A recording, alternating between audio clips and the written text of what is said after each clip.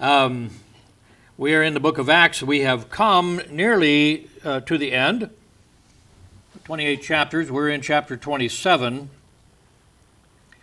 The Apostle Paul, by the will of God, is being sent to Rome, but not at any expense to him or the churches. Rome itself is paying for it. Unfortunately, as with a lot of government things have gone wrong, and they are in a terrible storm, fighting, as you can imagine in ancient times, with no radio broadcast, no SOS, none of these things. It's a sink or swim situation for these folks. So we have come to the part where they were worried about swerving into the sandbars, a place called the Syrtis. There was a greater and lesser Syrtis, Syrtis. They were well-known sandbars, and it would truly just wreck a wooden ship that ran upon it at any speed.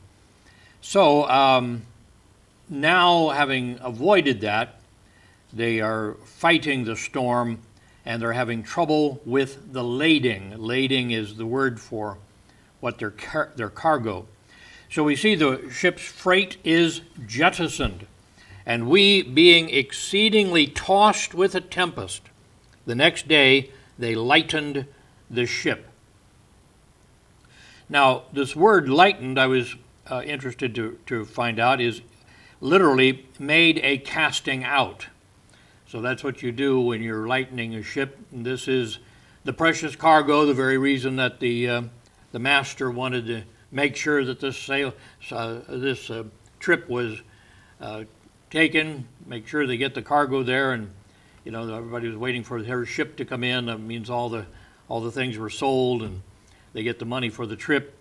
But now, valuing that compared to human life, they cast it out so that the ship would be lighter and not struggling. If you tip over just a bit and you're low in the ocean, then the water comes in the top.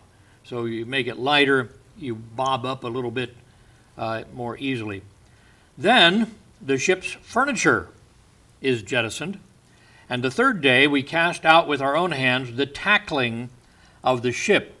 Now, the word tackling means equipment, and that can mean furniture. So the most accepted opinion is that it refers here to the furniture of the ship. When I think of tackling, I think of the pulleys and those things that they're using to raise and lower. They probably didn't throw that off. But first, the beds, the tables, the chest of drawers, whatever it is, or pirate's chest, all those things. They would have cast that out. Then they've been at this for quite a while, so the stamina wanes. You know the word wane? It's not rain, but wane. There's waxing and waning. Waxing is growing, waning is being reduced. And when neither sun nor stars in many days appeared, and no small tempest lay on us, all hope that we should be saved was then taken away. Hard for me to imagine day after day after day not knowing, except for the general light and dark, whether it's day or night. You have a thick layer of clouds between you and the sky. And so they have to keep working, they have to keep wrestling, they have to keep turning the sails or keeping them down or picking it up when they need to get away from something. And they're just hopeless. All hope. A.T. Robertson says, for the rest or future, there began to be taken from around us all hope of the being saved so far as we were concerned. That's the literal translation. So for the rest, or the rest of the time, they gave up. So at this point, the apostle gives a spiritual word. Now, he's not above saying, I told you so. So he first of all gives them a word of chastening. But after long abstinence, they given up hope. They've stopped eating. Paul stood forth in the midst of them and said, Sirs, ye should have hearkened unto me, and not have loosed from Crete, and to have gained this harm and loss. Now this doesn't help anybody by reminding them that he warned them of this. However, I think he said it not because he wanted to dig in there a little bit. I think he's saying, I'm going to say something and you should pay attention to me. Just as you should have paid attention to me earlier, I want you to pay attention to me now.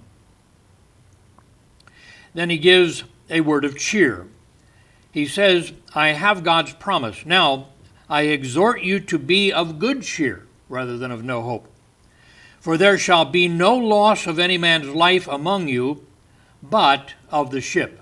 The ship's a goner, but everybody will be saved. Now, they recognize him as some sort of a religious man.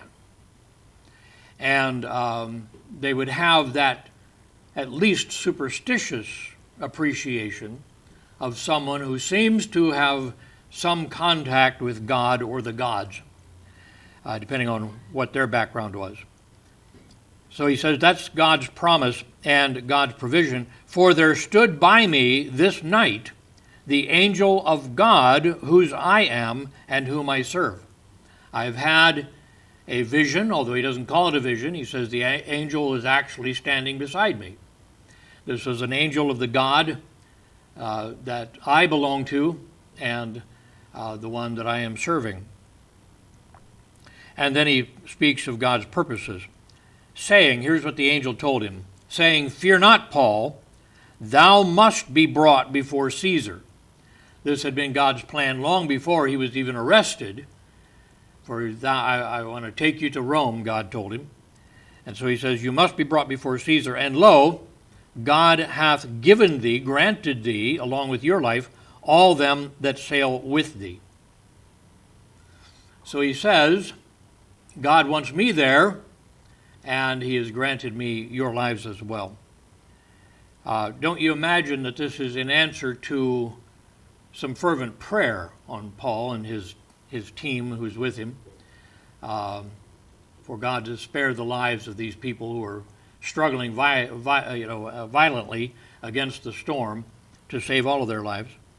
And so he closes with a word of challenge.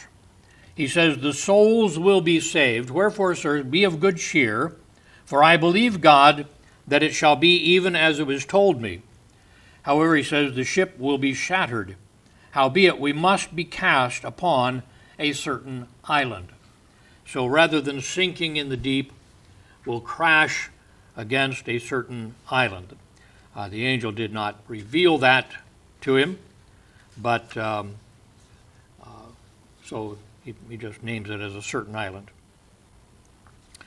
Well, then, we find that the next section is, in fact, the shipwreck. This is in chapter 27, 27 to 44. We see they found then the approach to the land. So what they deemed, what they thought, but when the 14th night was come, and evidently this is 14th night after he said this, or at least after the 14th night of being in the storm.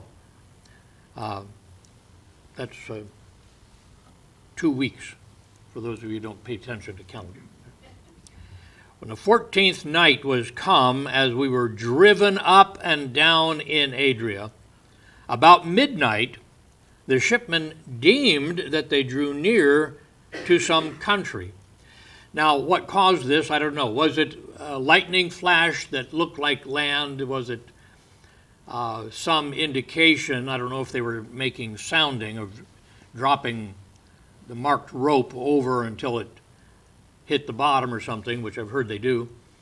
I don't know how that works in a storm, but somehow they thought, and the word spread, that they were coming close to some island. It says they went up and down in Adria. Adria is the Adriatic Sea, if you look that up on your map. In Paul's day, it included all of the Mediterranean Sea between Crete and Sicily. It is today called the Gulf of Venice. So that's what they deemed. And then they discovered and sounded, that's when they lower the thing, and found it 20 fathoms. And when they had gone a little further, they sounded again, found it 15 fathoms. Now, 20 fathoms is 120 feet, 15 is 90. So the ground is coming up quickly under them.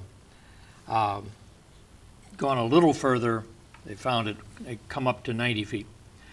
And then what they desired. Then, fearing lest we should have fallen upon rocks, they cast 4 anchors out of the stern, this is to slow them down, and wished for the day. If only day would come, if only the clouds would break. And so the wished is translated pray in 2 Corinthians 13:7 and James 5:16. So I think that's interesting, in and of itself, that a word that is properly translated prayer is basically the wish. A lot of times we say, well, I hope this would happen, but I didn't pray about it. But God heard the prayer because it was your wish, you see. And the Holy Spirit, who lives in your heart, translates those things to God in God language, in prayer. So wished, translated pray. All right, we come then to the apprehension of the sailors. Now they're very concerned. Apprehension of the sailors. They're very concerned. I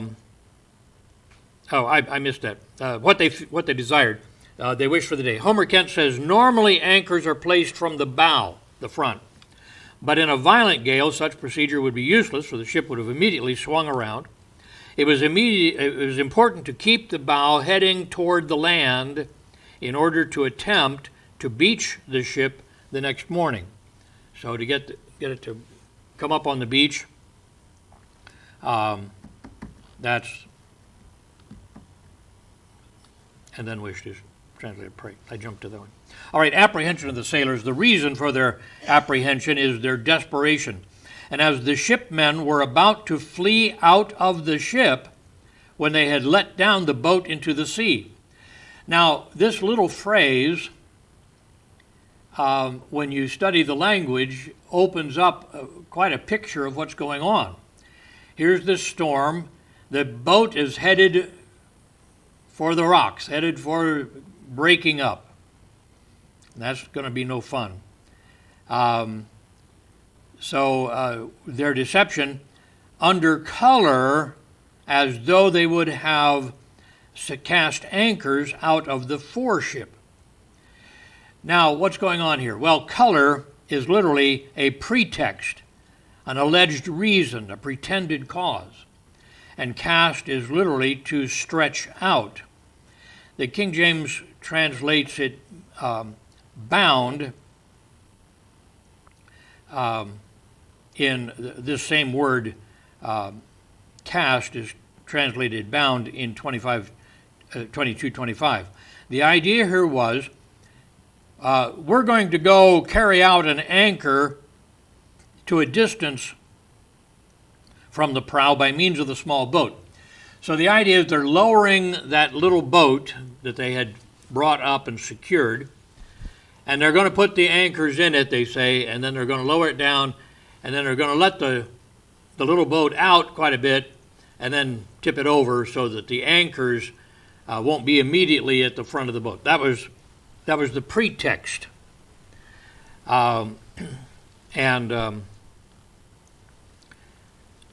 When we recognize this was a pretext, then we find out what they're really going to do is that they were going to flee the ship.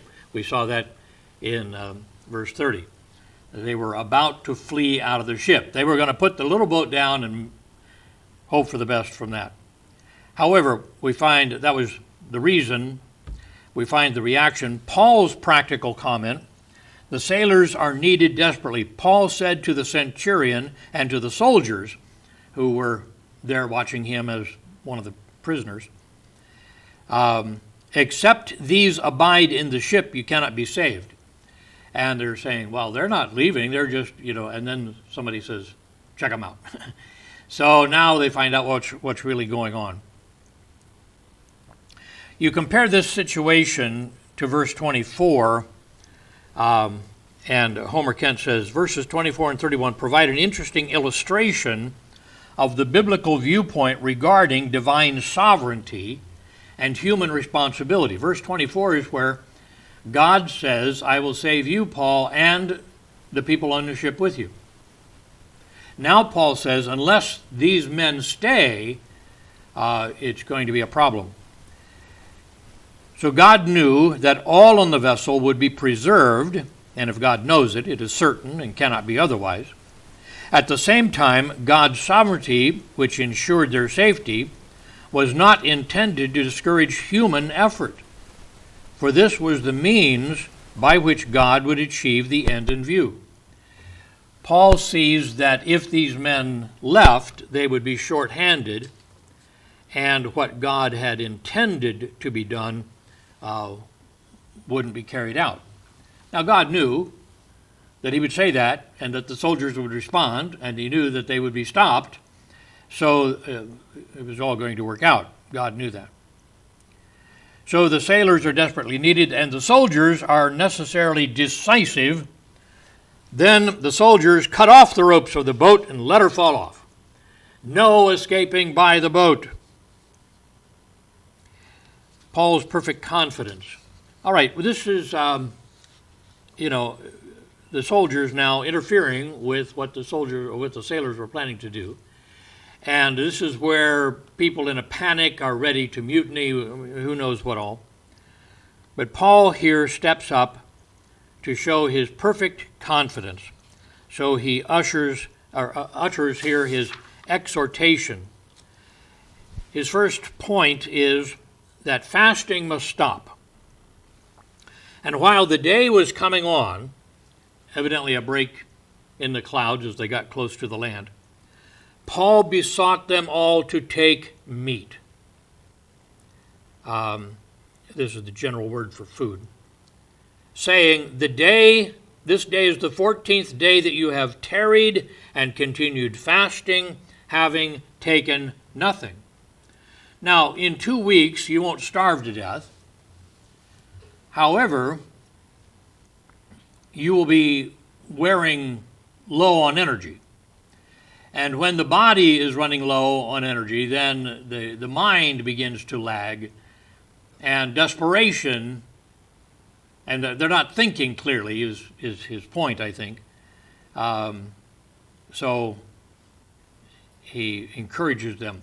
So he besought them. This word is parakaleo. We know the word now to mean exhort. It means to encourage or comfort. And it says that you have tarried. It's the word that means to expect, to look for, or to wait for. You've been waiting for the storm to get over, and then you could sit down at a meal. But that's been 14 days since the storm has been at its highest. And then he says the reason that you must eat something is that food makes strength. That's one of my mottos. Don't want to go too long without any strength, so. Amen. Food makes strength. Wherefore I pray you to take some meat, for this is for your health. For there shall not an hair fall from the head of any of you. So pray, again, is parakaleo. He's exhorting them, encouraging them, comforting them with this thought. I have God's promise, and God lives in the future as well as the past. And then he takes an example. When he had thus spoken, he took bread, gave thanks to God in presence of them all, and when he had broken it, he began to eat. And the others said, that looks good. That sounds good. I can almost taste that. Well, there's a happy result here. The result is that they were encouraged, and when they were all of good cheer, this is after they'd eaten, they were eating. They also took some meat. they were encouraged by his words, and then that encouraged them to take the food. So meat, again, the generic word for food or nourishment. They were enumerated. And when we were all in the ship, 260 souls. So this is not a small ship. 276 people, counting everybody, in this ship. So God is showing a great mercy by saving all of these, and actually for the sake of Paul. Now we find the apprehension of the soldiers now, not the sailors. We've seen their apprehension. But now we see the apprehension of the soldiers. First of all, how the ship was grounded. So they lightened it, in verse 38, when they had eaten enough, they lightened the ship and cast out the wheat into the sea. So the wheat, they kept this cargo, the rest of the cargo they had cast off earlier, but they kept this until last because it was the main cargo and the very purpose of the trip, evidently. And so the last hope of the master to make up for a lost ship. But they cast it out because they didn't want to be even that heavy when they hit the land. Then they loosed it, the primary aspiration. When it was day, they knew not the land. They didn't know what it was they were headed toward. But they discovered a certain creek with a shore, into the which they were minded, if it were possible, to thrust in the ship. So obviously, trying to avoid a rock on the shore or trees or whatever, they found a place that the island opened up, and a creek coming from the island was flowing out into the sea. So they aimed at that. Then we see the precipitous acceleration. When they had taken up the anchors, they committed themselves unto the sea. The King James margin tells us here, when they cut the anchors, they left them in the sea. So this is probably talking about hitting the ropes with a sword, cutting off the anchors that they had dragging, the 4 anchors that were dragging, to slow it down, because they wanted to be able to direct now with their sails, to direct it into that creek area. So they began to pick up the wind. And they loosed the rudder bands and hoisted up the mainsail to the wind and made toward shore. So now they're picking up on the wind, and they're trying to get as far into the area as possible before the ship stops. Taking up the anchors, the word taken up, it means literally to remove all around. So that's why the King James says probably means they chopped off the ropes and left the anchors in the ground, in the sea. They removed all the anchors, perhaps by taking them up, but more likely by cutting them off, as the marginal note that we read. All right, it says, then they committed themselves unto the sea, probably refers to the anchors. The word themselves is in italics, meaning that it's not in the original language, and not to the men. The men were not committing themselves to the sea. They cut off the anchors and committed them to the sea. The marginal note says left them in the sea. So then they lost it, and falling into a place where 2 seas met. This is, of course, one sea, but this is where the current is coming together and pushing together. They ran the ship aground, and the forepart stuck fast and remained unmovable, but the hinder part was broken with the violence of the waves. You can just imagine the violence and the crashing of these waves that are pounding like hammers against the back of your ship. So that's how the shore was gained. This is where the ship stopped, but now we find the shore was gained. Did I read that first? They lost it? Yeah. Okay, yeah. Broken by the violence of the waves. All right. Then how the shore was gained, the final danger for Paul what the soldiers wanted. And the soldiers' counsel was to kill the prisoners, lest any of them should swim out and escape. Well, these evidently are not seamen. These are not people who recognize you jump into that water and you're dead anyway.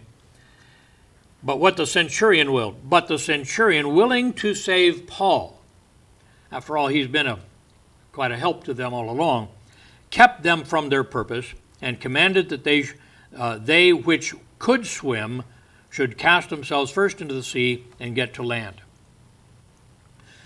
Now, the ship has already stopped, so where they're jumping off, water pretty much all around, evidently. The full deliverance for all, and the rest, some on boards, some on broken pieces of the ship. And so came to pass they escaped all safe to land.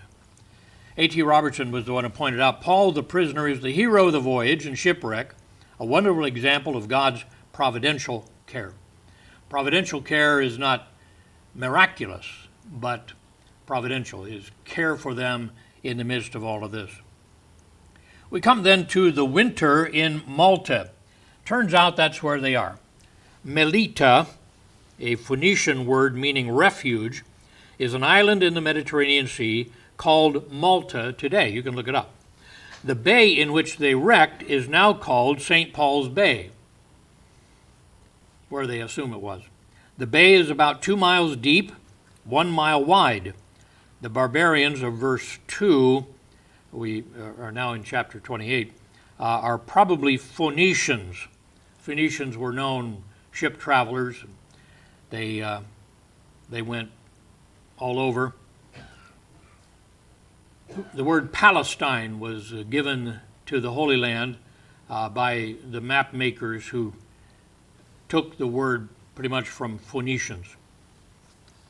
Webster's World Encyclopedia says modern Malta is an archipelago, several islands, comprising the islands of Malta, Gozo, and Comino, with some uninhabited islets.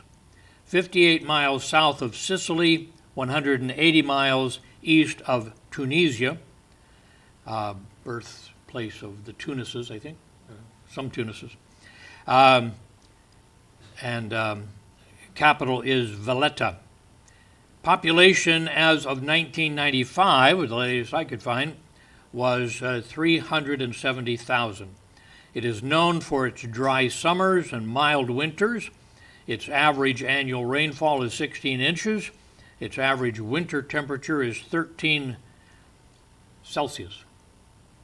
What is that? It's above freezing, right? And then F.F. Bruce puts this at AD 59 to 60. All right, so they have landed in Malta. And we find Paul's protection from the snake bite. You can imagine the people there staying away from the shore that's being pounded by this terrible storm and the waves. Someone looking out, somebody out there paying attention, saw a ship run aground. And perhaps they came out to see who was there, if they could help, if they needed to defend themselves, all these things that would go through your mind. But Paul is protected here from a snake bite.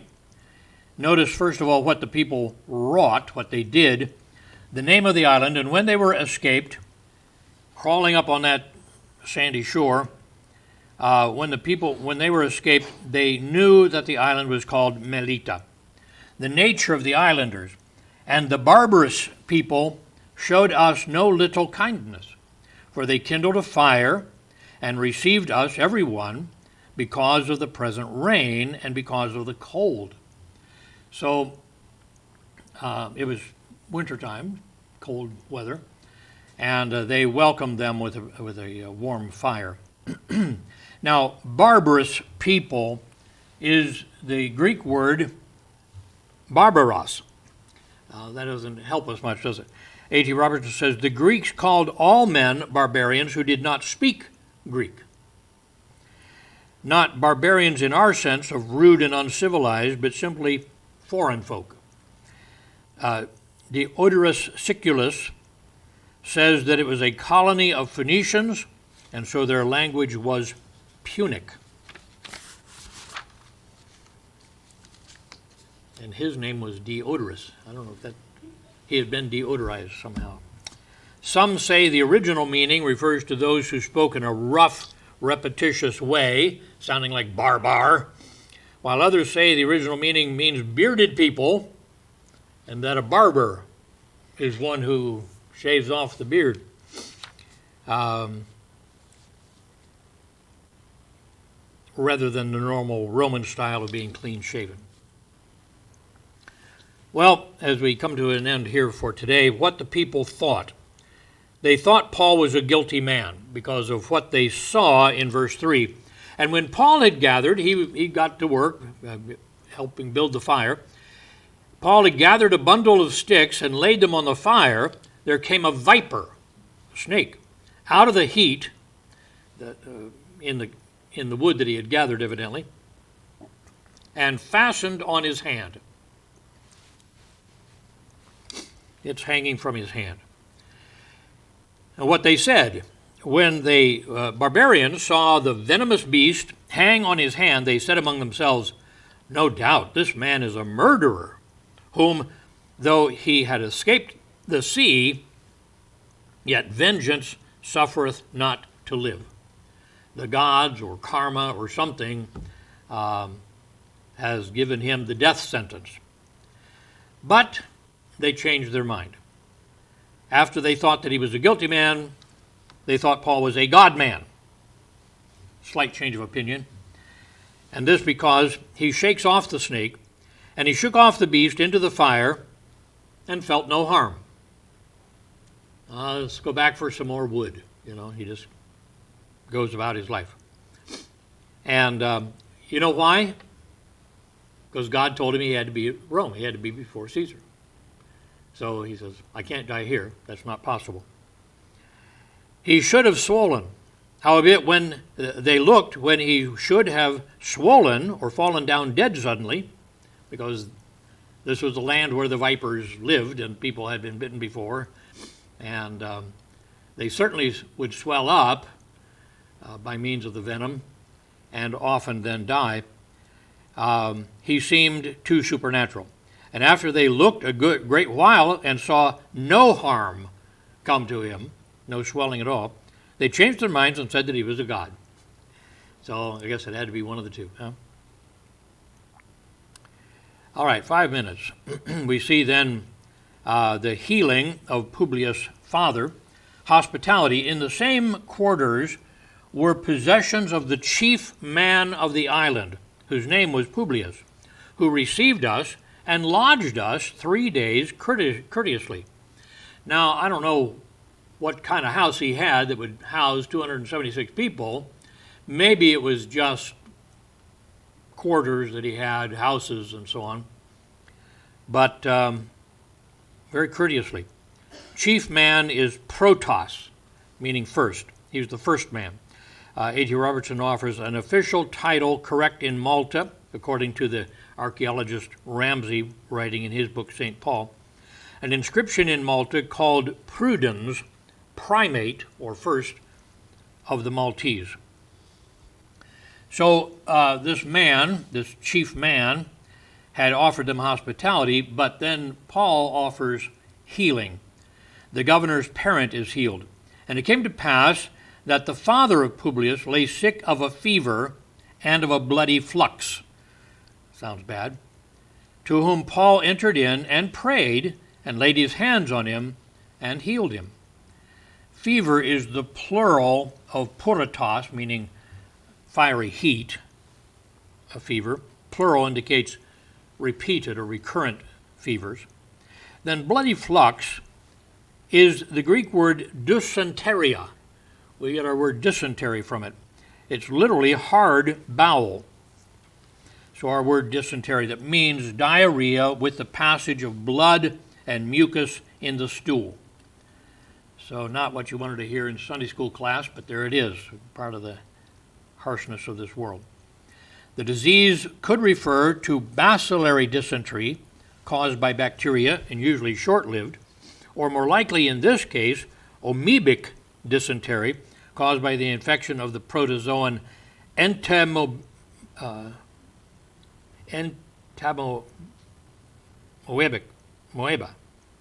Histologica, you can check out how to pronounce that later, which is more serious and more severe with persistent diarrhea. This disease usually affects the liver, forming amoebic abscesses inside. So a complicated disease, and this is likely what he has because he seems to be laid low for quite a while. Not only that, but the general public was healed. And so when this was done, others also which had diseases on the island came and were healed. So that was the healing, and then the help, who also had honored us with many honors, and when we departed, they laded us with such things as were necessary. Homer Kent says Luke's entire book has shown that virtually everyone was friendly to Paul except his own countrymen. And so we will stop there and look to the end of this with the arrival in Rome next time. Comments or questions?